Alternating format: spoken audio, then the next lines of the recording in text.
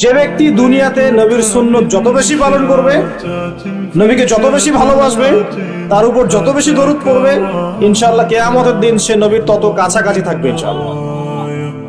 আর যদি সকালবেলা 10 বার এবং সন্ধ্যাবেলা 10 বার পড়তে পারেন আল্লাহুম্মা সাল্লি আলা মুহাম্মাদ ওয়া সাল্লিম, অথবা আল্লাহুম্মা সাল্লি ওয়া সাল্লিম আলা নবিয়িনা মুহাম্মাদ, ইনশাআল্লাহ নবী সাল্লাল্লাহু আলাইহি ওয়াসাল্লাম আপনার জন্য সুপারিশ করবে ইনশাআল্লাহ। সকালে 10 বার সন্ধ্যায় 10 বার দরুদ পড়া খুব কঠিন।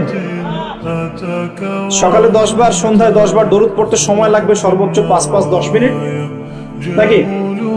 অনেকে বলে না যে ভাই 1 মিনিট দাঁড়ান, 1 মিনিট সময় নষ্ট হলে কি এমন হয়, এটা মানুষ বলে না? 2 মিনিট সময় নষ্ট হলে কি এমন হয় মানুষ বলে, স্পেশালি বাঙালি জাতি এটা বেশি বলে। 2 মিনিটে আপনি একটা কোরআন খতমের নেকি পাবেন ইনশাআল্লাহ, বিশ্বাস করলেন না?